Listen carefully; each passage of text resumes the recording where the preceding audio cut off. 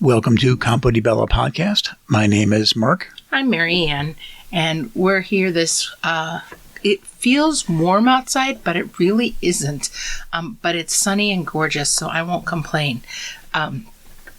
Anyway, thank you for joining us this week.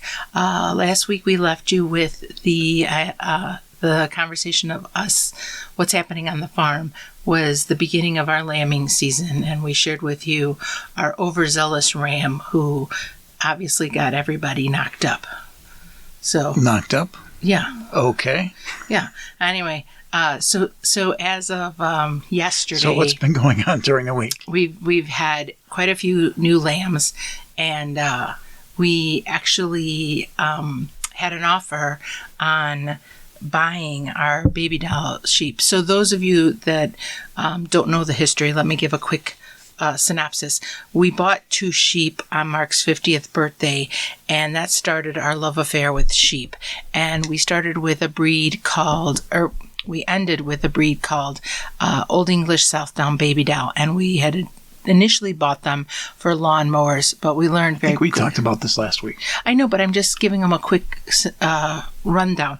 And so they ended up not working for us as lawnmowers in the vineyard, but we now use them as lawnmowers throughout the property. Well, we've had some difficulty finding local lamb producers for our dinners, so we decided to switch over to a new breed called Katahdin. And so this week we sold all of our Baby Doll Southdown ewes and their 3 new baby lambs. And so the girls are off the farm now in terms of Southdown Baby Dolls. So But we still have the males that we want to sell. Right. We have 5 males, 2 are intact rams, 3 are banded rams, all are cute and furry, and we're looking for homes for them. Just call us for more details. The Katahdin actually delivered a pair of baby girls this week.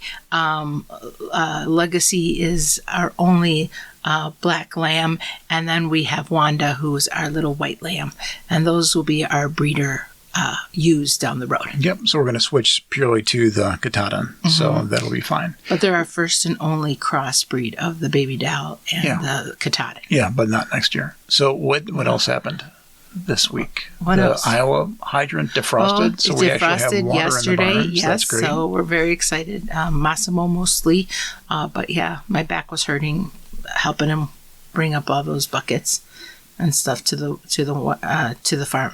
barn. Sorry. And then we also ordered chicks for this spring. Yes, we ordered Baby 20 chickens. chicks, and you guys conned me into getting some more ducks, and I am not a fan. I didn't con you into ducks. Yes. Your son conned you into ducks. No. I don't want the ducks. I don't want the ducks either, but we have 2 new ducks coming on the property for this summer. We'll see what happens. And we might get turkeys. But No, we're not getting we'll turkeys. see. No. The stipulation is if the turkeys come on the farm, then Marianne stops doing chores. So Mark's going to have to live with that decision if he brings home a turkey. So it won't be any different, right? Oh, no. I do chores just like you do. So okay. be quiet. So what else? I think that's it. That's happening. Oh, we Things started are fine. getting eggs. We started getting eggs. Chickens are starting to lay eggs. I just picked one up today, this morning.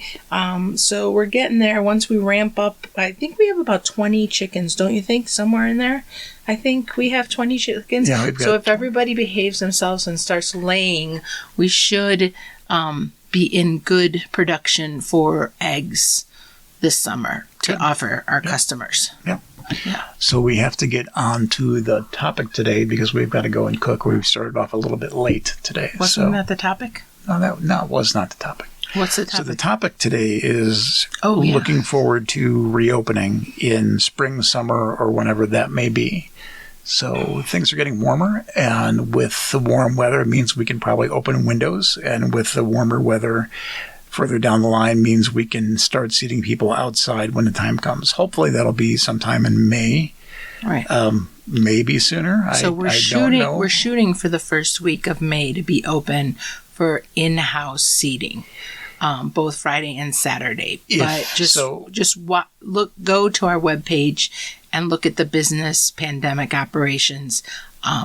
for more details and information. The most up-to-date information is going to be there. So I've been vaccinated, but if we can get you vaccinated before that time frame, then we could potentially open a little bit That's sooner. our hope, yes. But we're still going to follow the precautions. We're not. I think Dane County allows 50% of capacity sometime in the next couple of weeks. So March 10th is when they change to 50%. However, you still have to adhere to the 6 foot distancing regulations, which means that with the tables and chairs separated in our dining room area, we really can only fit 3 to 4 tables of 4 people in the building. It's not a huge number. So our hope is that the sun will keep smiling on us and warm up the land, and everything will melt, and we'll be able to enjoy some really nice springtime evening dinners out on the patios. yeah, so operations are probably going to be the same as they were last fall.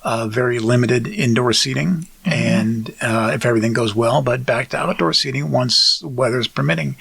And we just talked to our friend Dwayne today, who's going to hopefully do our outdoor patio for us. So the what is it? The south pergola? Yes. So Where there's the grass and dirt and everything else, we're going to see the if one we that's can- covered the covered pergola. near the raised beds. Yeah. Unfortunately, the chickens last summer were using that as their dusting bath area, and so there's a lot of divots and crevices and everything, and there's no access to water there, so all the grass has died out. So we have it gets really muddy when it rains and everything. So we're looking to put in a brick patio there, so that it's better seating. Yeah, that'll be nice. I think everybody will enjoy that in summer, but hopefully Dwayne can get that done within the next month and a half or so, depending couple on. months here. Yep. Yeah. And what else? We'll just keep an eye out on the website. We'll let people know about the changes that we'll be making. We'll put it also in the newsletter, and we'll continue to update you in the podcasts if we continue the podcasts.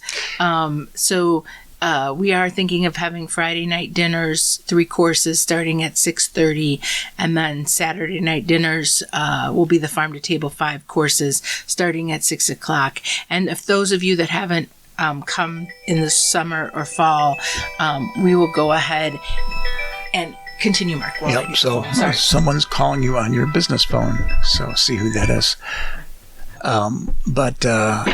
Yeah, we're going to return to the same format we did last year. We won't have communal dining as we did the previous year, pre-pandemic, but we need to kind of maintain social distancing, and so everyone's going to be seated at their own table for the near future, for the season for 2021, and we'll see how things go in 2022 before we even consider returning to a big communal dining experience. But we will hopefully have indoor dining and outdoor dining definitely when the weather starts to permit. Right. But if you have any questions, as Marianne said, please go to our website.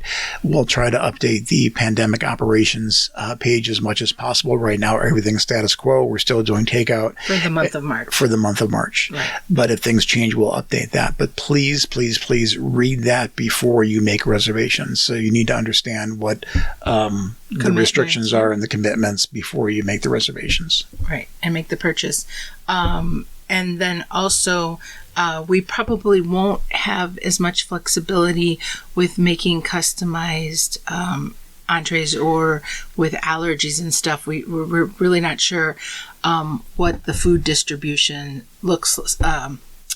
cycle looks like right now. So we're going to be limiting our purchases to as local as possible and be as conscientious as we can about growing as much as we can for those dinners. Yep. And staffing's going to be limited too. We're going to try to keep it down to only the staff that are absolutely required to limit people's exposure. So, right. And we'll probably, the staffing will still have masks and we'll still be wiping down seating. We won't be, turning tables. Your table is yours for the evening, and so just be prepared for that. And then also, I'm not sure where public health stands on the masks outside, but inside, they didn't say either way about masks. But right now, the mask mandate hasn't changed. So my understanding is if you're going out in public, you still need to wear your mask. So Yeah, and we ask that you bring to wear your masks as well, unless you're eating or drinking. Right, and we'll be wearing masks. I'm not going to change that unless something dramatically changes and things get significantly We're just improved. we're still going to be stay wearing cautious masks. and preventative as best we can for our customers and our employees. Yep.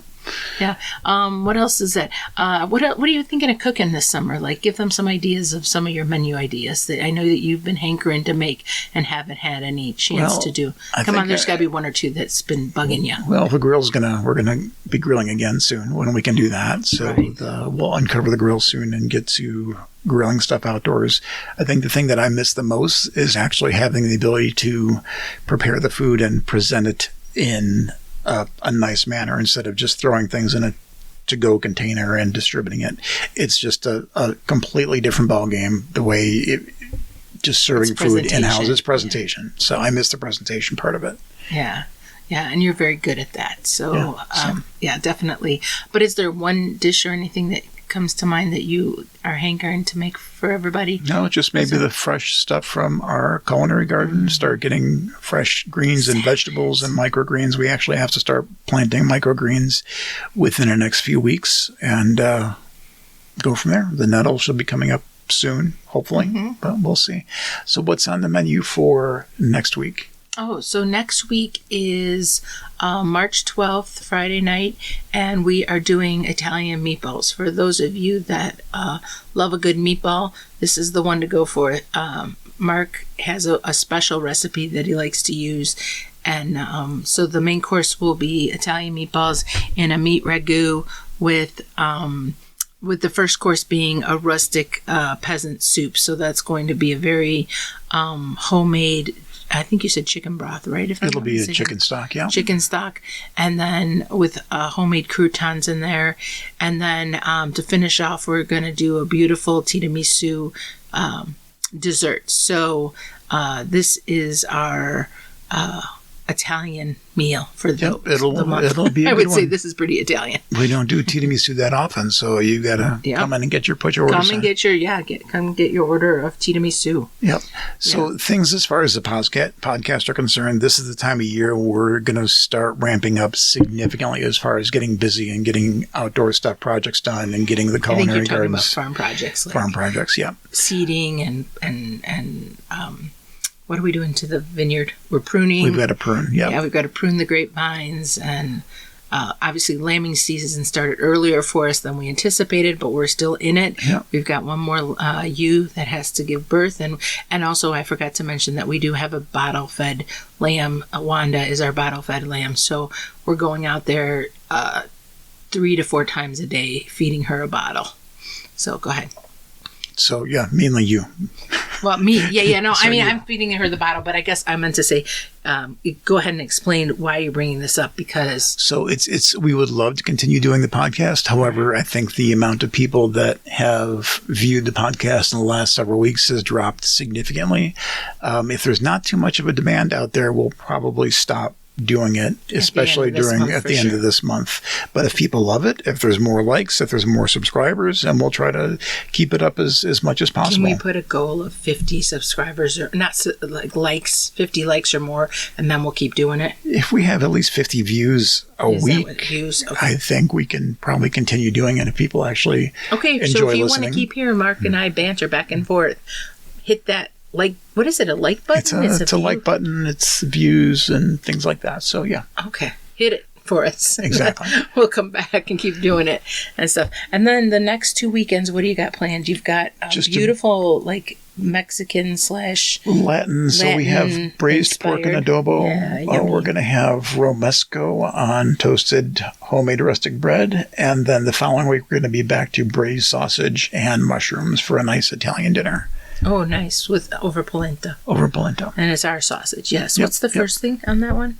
Oh, pork tonato. So those of you that may not know that dish, it's a beautiful take on the Turin dish called veal tunato or vitello tunato, and we're doing it with pork instead, and we slice it super thin on the slicer after we've cooked a beautiful pork loin, and then we make this wonderful tunato sauce that goes over it, and it's so delicious and very tasty, but it's something you'll never find here in the United States. So do consider checking that meal out if that is something you want to expand your culinary, or not your culinary, but your tasting horizons, I guess is the best way to say it.